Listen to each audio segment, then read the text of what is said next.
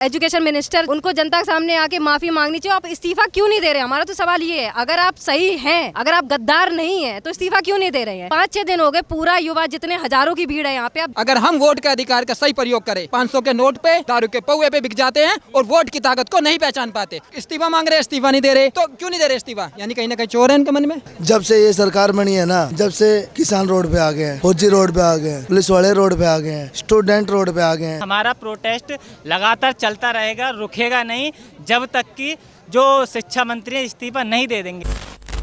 आप जो है मेरे पीछे देख सकते हैं कि यहाँ पर जो है दीप के यहाँ पर मौजूद हैं। देखिए जनता से जो है मिल रहे हैं लगातार। सर, जो धर्मेंद्र प्रधान ने जो बयान दिए उनको आप कैसे देखते हैं, और जो यहाँ की जो पब्लिक है, जो जेएनजी है, वो यहाँ से जाने का नाम क्यों नहीं ले पा? देखिए, अभी जो जेएनजी है ना, वो जग चुका है और आने वाले समय परिवर्तन का है।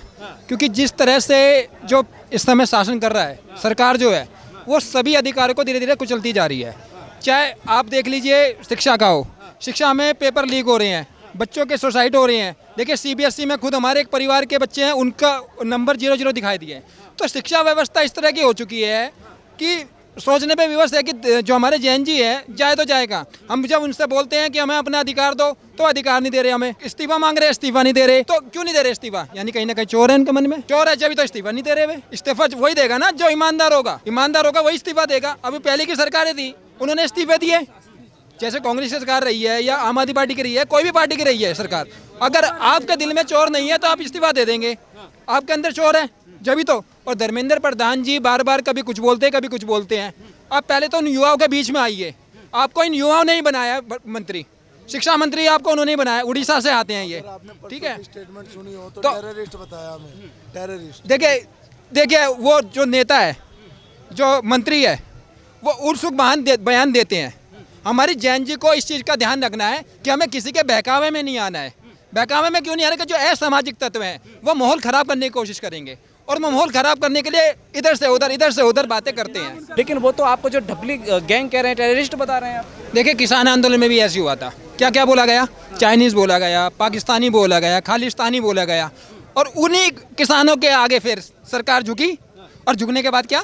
बिल वापस हुआ ना। बिल वापस क्यों हुआ? क्योंकि वह ताकत थी, एकता थी, किसानों की एकता थी, युवाओं की एकता थी, मजदूरों की एकता थी। बेरोजगार युवा जो लाठियाँ मिल रही थी वह पहुँचे थे वहाँ पर अपना अधिकार लेने के लिए। शिक्षा वह क्षेत्र है, जो शिक्षा का क्षेत्र है हमारा, जो पढ़ेगा ना वही दहाड़ेगा। और शिक्षा वह शेरनी का दूध है, जिसने इस पाली वो दहाड़ेगा, वो अपना अधिकार मांगेगा। वो अपना अधिकार मांगेगा और सरकार को देना भी पड़ेगा। क्यों देना पड़ेगा जी? क्यों देना पड़ेगा? देना इसलिए पड़ेगा क्योंकि हमारा आज भारत शिक्षा के बदौलत ही आगे बढ़ता जा रहा है। बढ़ा नहीं बढ़ा है? बताइए, आप खुद ही बताइए। वैज्ञानिक कहाँ से आए हैं? शिक्षा से आए हैं, नहीं आए हैं? बताइए कहाँ से आए वैज्ञानिक? वहीं से आए हैं ना। इसके अलावा जो हमारे और जो डॉक्टर हैं वे कहाँ से आए हैं? वे शिक्षा से आए ना, पढ़ के तो डॉक्टर बने हैं। तो ये चीज़ सरकार को समझनी पड़ेगी, धर्मेंद्र प्रधान जी को समझनी पड़ेगी।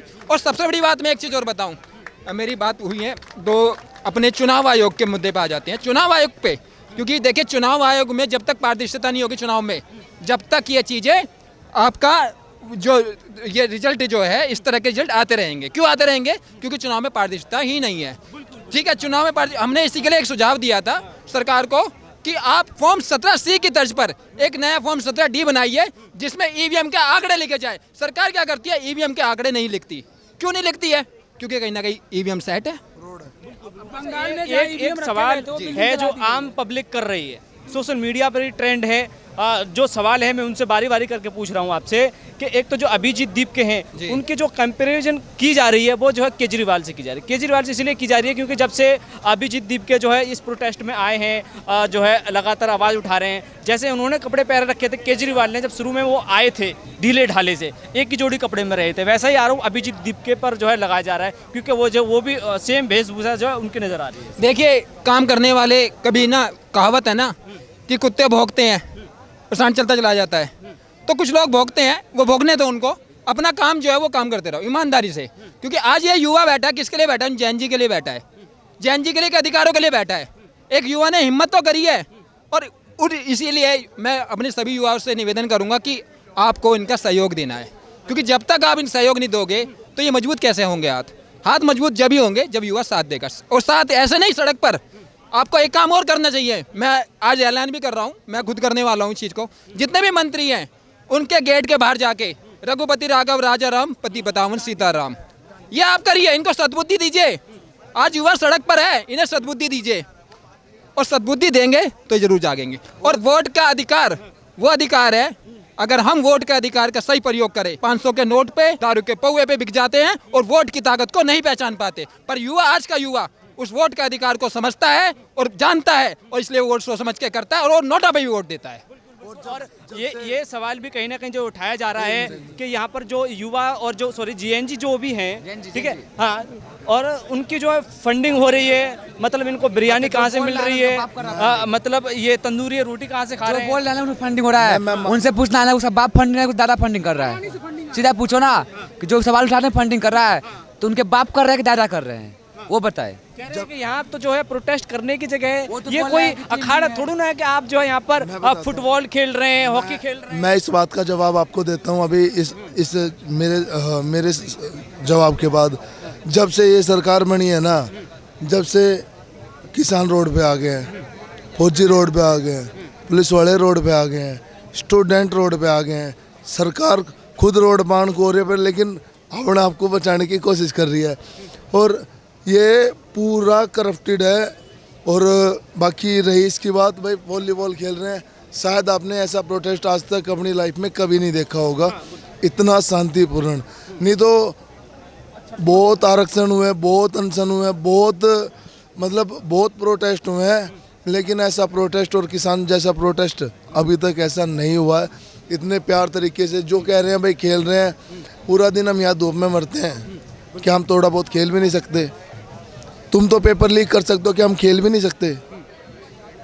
और दूसरी बात ये, अगर वो ये चीज़ कह रहे हैं कि यहाँ मनोरंजन के लिए जनता आई है, उनको प्रोटेस्ट से मतलब नहीं है या उनके यहाँ फंडिंग आ रही है, तो यहाँ पे जो रात वो 24/7 आवर पे जो बच्चे पसीने में, धूप में, बारिश में, दिन रात बैठ के जो यहाँ अपनी ऐसी तैसी करवा रहे हैं, कहने का मतलब है जो, तो वो फालतू का ही है। हम प्रोटेस्ट क्यों कर रहे हैं यहाँ पे? एक नया युवा अपना घर छोड़ के कोई आया, कोई नौकरी छोड़ के आया, कोई देश छोड़कर आया, क्यों आया भाई? आपको जनता के सामने आके जो हमारे प्रधान वो एजुकेशन मिनिस्टर जो हैं, उनको जनता के सामने आके माफ़ी मांगनी चाहिए। आप इस्तीफ़ा क्यों नहीं दे रहे? हमारा तो सवाल ये है, अगर आप सही हैं, अगर आप गद्दार नहीं हैं, तो इस्तीफ़ा क्यों नहीं दे रहे हैं? 5-6 दिन हो गए, पूरा युवा, जितने हज़ारों की भीड़ है यहाँ पे, आप दिन रात कभी भी आइए, जो भी नेता, जो भी आना चाहता मीडिया, आइए, हज़ारों की भीड़ है यहाँ पे। सब जनता बस इसी चीज़ से रो रहा है, विनती कर रहा है कि सर, जिन बच्चों के साथ गलत हुआ है, जिनके पेपर लीक हुए, एजुकेशन से फेल हो गए हैं, कहने का मतलब आपने एजुकेशन नहीं प्रोवाइड की है, आज सड़क पे आगे, वो गलती आपकी है, सिस्टम की गलती है। उसमें अगर आप ये जनता को ये दिखाएंगे आप टेररिस्ट हैं, आप जेनजीज हैं, आप तो कॉकरोच हैं, आप तो अनपढ़ हैं, वोट हम ही से आपके पास जाता है सर, तो ये मत भूलिए, वोट हम ही आपको देते हैं और उसके बदले अगर आप हमें अनपढ़ कह रहे हैं, अगर सोचिए जनता वोट देना बंद कर दे, आपका क्या होगा? और ये जनता सवाल उनसे पूछती है, आप इस्तीफा क्यों नहीं दे रहे हैं? और बिल्कुल एक सवाल ये भी चल रहा है बहुत ज़्यादा सोशल मीडिया पर, ये भी ट्रेंड कर रहा है कि जो भरत तिवारी का वहाँ बिहार में इनकाउंटर जो है कर दिया गया, हाँ, तो जो है भरत तिवारी का फोटो क्यों नहीं है इस प्रोटेस्ट में? और जो भरत तिवारी है, क्या जो है वो कोई बदमाश था या कोई आतंकवादी था जो इसको मार दिया गया? वो इसके लिए भी यहाँ पे हुआ था फर्स्ट दिन। कुछ कहने का मतलब ये है सर कि जो सरकार है उन्हें पॉजिटिव चीज़ें ना दिख के वो नेगेटिव ढूंढने के, फलानी जगह पे ये हो गया तो उसका तस्वीर क्यों नहीं है? हम भरत जी जो अभी जिनको एनकाउंटर कर दिया, हम लोग बहुत दुख उनके लिए मनाते हैं, क्योंकि उन्होंने अपने गांव के लिए, जनता के लिए, लोगों के लिए आवाज़ उठाई और उसको घेर के मारा गया। अगर वो आतंकवादी था तो आपने पहले से प्रचार क्यों नहीं किया? उससे पूछा क्यों नहीं? एक होता आप जेल में ले जाते, उनको सजा दिलवाते, जो न्याय करती जज वो करती। अगर वो गुंडा था तो अगर जो इस सरकार के खिलाफ कोई बोल रहा है, आप कल को हमें उठा के ले जाएंगे तो उससे हो क्या जाए? कितनों को ले जाएंगे? 1 को, 10 को, लाख को, 1000 को, कितनों को ले जाएंगे? जो सरकार के खिलाफ आवाज़ उठाएगा ना, उसको भरत तिवारी की तरह ही एनकाउंटर में मार दिया जाएगा या जेल भेज दिया जाएगा। सबसे बड़ी बात यह है, बता रहे हैं विपक्ष जो सरकार में मौजूद लोग हैं, वो कह रहे हैं कि फुटबॉल खेल रहे हैं और मतलब क्रिकेट खेल रहे हैं। तो सबसे बड़ी बात क्या है? जो प्रोटेस्ट होता है पॉजिटिविटी से, मतलब एकदम पॉजिटिव होके, परंतु ये क्या है, ये नेगेटिव में ले जाके हम लोगों का आत्मविश्वास तोड़ना चाह रहे हैं। परंतु मैं सभी लोगों से यही आह्वान करूंगा कि हमारा प्रोटेस्ट लगातार चलता रहेगा, रुकेगा नहीं, जब तक कि जो शिक्षा मंत्री इस्तीफा नहीं दे देंगे। और सबसे बड़ी बात, सबसे बड़ी बात एग्ज़ाम खाली एग्ज़ाम लीक की नहीं है, जो नीट एग्ज़ाम लीक हुआ उसकी बात नहीं है। सबसे बड़ी बात है कि आगे बेरोज़गारी जो बढ़ती जा रही है, और बेरोज़गारी ऐसे मतलब कमियां तो तमाम है, कैसे इस प्रकार का सॉल्यूशन होगा, सॉल्यूशन भी तो कोई हमें आगे बताए। परंतु शिक्षा मंत्री हैं, अगर उन्हें इतना ही ज्ञान नहीं है, आगे जाके जो जेन जी जनरेशन चल रही है, लगातार लोग युवा बेरोजगार होते जा रहे हैं। ये तो नीट की बात है, यहाँ आईआईटी और नीट की बात है। मैं बात करना चाहता हूँ उन जो जैसे स्टेट बोर्ड से आते हैं, जो बिल्कुल हिंदी माध्यम से पढ़ के आ रहे हैं, ये फिर भी बच्चा इनके फैमिली से अमीर होते हैं, उन बच्चों का भी क्या होगा जो मतलब स्टेट बोर्ड से जिन बिल्कुल हिंदी है, उन्हें तो आईआईटी ऐसा लगता है आईटीआई है, उन्हें यही नहीं पता कि आईआईटी और आईटीआई में क्या फ़र्क है। सबसे बड़ी बात है जो धर्मेंद्र प्रधान यानी कि शिक्षा मंत्री हैं, वो कब स्किलफुल शिक्षा की ओर बढ़ेंगे, मतलब कब वो जो मैकाले की जो शिक्षा नीति चली आ रही है, जो वो कब बदलेंगे। ये मैकाले की जो अंग्रेज जो शिक्षा नीति देंगे तो उसको ये कब बदलेंगे। तो इसका मतलब ये समझो ये बदलेंगे नहीं, तो ये खाली ये अंग्रेजों की उसी बलबूते पे चलते जा रहे हैं। जैसे अंग्रेज धीरे धीरे गुलाम बनाते जा रहे थे भारत को, उसी प्रकार पूरी बीजेपी और यानी कि धर्मेंद्र प्रधान पूरी तरह से युवाओं को फिर मतलब बेरोजगारी की तो ओर पे बढ़ाएंगे, फिर पूरी तरह से अपनी ओर गुलामी की ओर ले जाएंगे। और जब आप प्रोटेस्ट कर रहे हैं तो उनका धर्मेंद्र प्रधान का बयान आ गया कि आप जो ढपलीबाज गैंग है या टुकड़े टुकड़े गैंग है, ठीक है, देश को तोड़ने वाले लोग हैं। लेकिन एक बात सोचिए, आप जो है एक दिन प्रोटेस्ट कर करके थक जाएंगे, फिर तो आपको घर जाना पड़ेगा। सरकार जब सरकार के जो बैठे हैं जो शिक्षा मंत्री उन्होंने ऐसा बयान दिया, तो लग रहा है आपको कि इस्तीफा मिलेगा। सबसे पहली बात बता दूं, मेरा तो पहला ही दिन है। मैं यहाँ अलीगढ़ से आया हूँ, कम से कम यहाँ से 180-190 किलोमीटर दूर जाके। जब जाके मुझे लगा कि एग्ज़ाम, और फिलहाल मतलब मैं तो यूपी बोर्ड से पढ़ा हुआ हूँ, मुझे जब लगा कि आगे जाके अगर मैं जॉब के लिए वगैरह अप्लाई करता हूँ तो उसमें बेसिकली इंग्लिश बहुत ज़्यादा ज़रूरी है। और अधिकतर जब देखा जाता है तो सीबीएसई वाले जो बोर्ड है ना, उन बच्चों को अधिकतर लिया जाता है। परंतु मैं यही कहूँगा, अगर यही शिक्षा नीति लगातार चलती रही तो उन बच्चों का क्या होगा जिन्होंने बिल्कुल स्किल ही नहीं सीखी, वो खाली कॉपी मतलब बना के खाली उन्होंने रट्टा ही मारा है, ना उन्हें कंप्यूटर का ज्ञान। भाई सरकारी कॉलेज है, सरकारी कॉलेज में स्कूल में कहाँ है कंप्यूटर, कोई कंप्यूटर नहीं है। वहाँ के टीचरों को अध्यापकों को लगातार 7-8 हज़ार रुपये मिलते रहते हैं, वो आते हैं अपना फ़ोन चलाते रहते हैं। परंतु वो उस बच्चे का, उस गरीब का बच्चे का क्या होगा जो आगे जाके पूरी तरह से ना उसके पास रुपया है, ना उसके पास फैमिली के पास रुपया है। और सरकार बात करती है समानता की, आर्टिकल 14 के तहत कहाँ रही फिर समानता, मतलब कहाँ। अगर वाकई में आगे अगर देश को एक समानता की ओर ले जाना चाहते हैं तो कंपैरिजन बिल्कुल ऐसे तो बहुत ज़्यादा कंपैरिजन होता रहेगा, तो किस लेवल पे। तो मैं यही कहना चाहूँगा, ये शिक्षा मंत्री जो धर्मेंद्र प्रधान है, इनको जरा सा भी बिल्कुल भी पूरी तरह से मतलब ज्ञान नहीं है कि किस प्रकार आगे बढ़ें, जिससे कि एक नौजवान युवा को एक शिक्षा नीति को एक बढ़िया तरह से उस मैकाले की शिक्षा नीति को हटा के एक स्किलफुल शिक्षा मतलब देने का प्रयास करें। पर ये लोग बिल्कुल नहीं चाह रहे। हाँ, तो मैं सबसे यही कहना चाहूँगा, धर्मेंद्र प्रधान है, अगर मेरी बात सुन रहे हैं, मेरी सरकार मेरी अगर बात सुन रही है, तो मैं उस फ्यूचर की बातें कर रहा हूँ। आज की बात तो चल रही है, परंतु मैं आज से 10-20 साल की बात करने जा रहा हूँ, जब जो जेन जी का युवा आगे जाके जब बढ़ेगा, और अधिकतर जो स्टेट लेवल के जो बोर्ड हैं वो आगे जाके उनका क्या होगा। अगर बिल्कुल भी, क्योंकि बेरोजगार 1% से भी कम जाके सरकारी नौकरी है, आधे से ज़्यादा युवा की ज़िंदगी जो स्टेट लेवल के जो बच्चे होते हैं वो गवर्नमेंट नौकरी की तरफ जाता है। क्योंकि जब वो जॉब के लिए अप्लाई करने जाता है या जॉब के लिए जाता है, तो जैसे हमारे इधर नोएडा, दिल्ली, एनसीआर में अधिकतर अगर कई कंपनी में वर्क करें तो स्पेशली उन्हें या तो सबसे पहले मतलब इंग्लिश आनी चाहिए, इंग्लिश में इंटरव्यूज होते हैं। परंतु जब वो बच्चा जैसे ही आता है मतलब जॉब के लिए अप्लाई करता है तो वही पूरा डिफीट हो जाता है, एकदम कॉन्फिडेंस उसका लो हो जाता है। क्योंकि सबसे बड़ी बात है जो स्टेट जो बोर्ड होते हैं उन पर ये चीज़ें उस बच्चे को बताई नहीं जाती पूरी तरीके से, तो आगे जाके तो डिफीट तो वो खाई गई। तो सबसे बड़ी अगर शिक्षा मंत्री हैं जो आपस में कमेटी बनाए और कमेटी बना के इस चीज़ को गंभीरता से लें, क्योंकि अगर आगे जाके ये लड़ाई यहाँ तक नहीं थमेगी। आज हम नहीं होंगे तो आने वाले समय के और जेन जी मतलब युवा आएंगे, परंतु ये लगातार आवाज़ चलती रहेगी और चलते आने वाले समय में भी रुकेगी नहीं। ठीक है, आपका बहुत बहुत धन्यवाद। हाँ, बोलिए। क्या बात शिक्षा की हो रही है। शिक्षा मनोविज्ञान के जनक थॉर्नडाइक हैं, एक साइकोलॉजिस्ट हैं। शिक्षा का मतलब होता है व्यवहार में अस्थायी परिवर्तन, लर्निंग का मतलब होता है हमारे व्यवहार में अस्थायी परिवर्तन, और विद्या ददाति विनयम, यानी हमारे व्यवहार में विनम्रता है। हाँ, शिक्षा का मतलब ये होता है। तो ये शिक्षा को इतना करप्ट कर दे रहे हैं कि युवा अगर शिक्षित ही नहीं रहेगा तो किसी भी जाति धर्म के बहाव में वो बह जाएगा।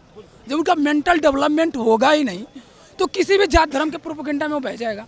लेकिन सवाल अब ये है कि आप लोगों को 5वां तो दिन तो यहाँ हो गया प्रोटेस्ट करते करते, ठीक है, धर्मेंद्र प्रधान का बयान आ गया कि आप तो देश को तोड़ने वाले लोग हैं, तो क्या लग रहा है वो इस्तीफा देंगे? और इस्तीफा नहीं देंगे तो आप जो कब तक प्रोटेस्ट करेंगे, ठीक है, और नहीं भी दिया तो फिर आप क्या करेंगे? अच्छा, ये बताइए, भारत का आज़ादी 1997 में मिला ना, 1897 में क्रांति हुई थी ना, कितना समय लगा ना? अंग्रेज भाग गए ना, आधुनिक थे कितने।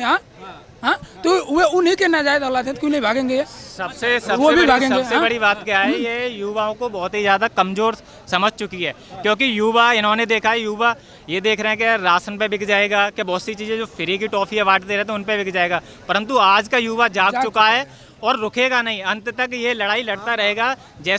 परंतु जैसे भरत तिवारी जी का एनकाउंटर हुआ है, लगातार युवा अपनी शहादत देने के लिए तैयार है, युवा पीछे नहीं हटेगा। तो सरकार मेरी एक बात कंफर्म कर ले, पूरी टिक कर ले कि युवा शांत नहीं बैठेगा, लगातार आवाज़ें उठती रहेंगी। आज आवाज़ दबाओगे, कल और कोई उठाने वाले आएगा। आपका धन्यवाद। अच्छा, क्या नाम है सर? मेरा नाम बुद्धेश मणि है। आपने अभी कुछ टाइम पहले क्वेश्चन किया कि एक बार युवा थक जाएगा तो क्या करेगा। तो जिनके भी मन में ऐसा कोई डाउट है, मैं उनसे बोलना चाहता हूँ वो एक बार स्वयं आए यहाँ पे, और यहाँ पे जो युवा हैं, जो भी हैं यहाँ पे आए हुए, जितने भी कॉकरोच है, जेनजी है, पे खड़े, एक बार उनका जोश देखें। वो कभी थकेंगे नहीं। बिना जोश के तो हम फुटबॉल खेल नहीं रहे हैं ना। बिना जोश के हम ना फुटबॉल खेल, यहाँ पर फुटबॉल ही खेलते रहेंगे क्या? इस्तीफा कैसे? इस्तीफा तो हम यहाँ पे प्रोटेस्ट कर रहे हैं सर। आप अभी यहाँ बड़े भाई ने बताया, अभी हम लोग सुबह से शाम तक यहाँ धूप में जब मर रहे हैं, मैं तो फिलहाल आ जाए, अभी बड़े भाई लोग हैं वहाँ पे जो धूप में मर रहे हैं यहाँ पे सुबह से शाम तक, वो क्या 15-20 मिनट वो इंटरटेनमेंट नहीं कर सकते हैं? वो तो 24 आवर वो तो एसी में बैठे हुए हैं वो। आपका सवाल और दूसरा क्वेश्चन आपने वो बोला भरत तिवारी सर का यहाँ पे फोटो क्यों नहीं है। जिसने भी ये आरएसएस विचारधारा के क्वेश्चन किया है, मैं उनसे ये पूछना, 52 साल तक आरएसएस के मुख्यालय जहाँ पे भी हो, दिल्ली में है शायद, 52 साल तक तिरंगा नहीं फहराया गया। मैं पूछना चाहता हूँ क्यों? आप आरएसएस से जुड़े हैं क्या? नहीं, मैं आरएसएस से जुड़ा बिल्कुल नहीं हूँ। भरत तिवारी जो व्यक्ति हैं वो किस विचारधारा पे उनको मार दिए गए? क्यों मतलब जो है सिस्टम ये वो जो सिस्टम के खिलाफ नहीं गए, वो सिस्टम से लड़ रहे थे, ठीक है। जिन्होंने इनकाउंटर कराया वो आरएसएस के विचारधारा वाले थे। और देश के गृह मंत्री ये कहते हैं कि इस देश का प्रधानमंत्री आरएसएस का विचारधारा वाला है, इस देश का गृह मंत्री आरएसएस का विचारधारा वाला है। तो मैं उनसे यही पूछना चाहता हूँ, आप तो ये क्वेश्चन कर रहे हो यहाँ पे भरत तिवारी का फोटो क्यों नहीं है, मैं उनसे ये जानना चाहता हूँ, आप आरएसएस के विचारधारा वाले हो, आपका जो इंडियन फ्लैग है, जो सिंबल है, इंडियन फ्लैग है, आप वहाँ पे 52 साल तक तिरंगा क्यों नहीं फहराया? जिन्होंने तिरंगा फहराया 2002 में, उनके ऊपर FIR कर दिया गया, ऐसा क्यों?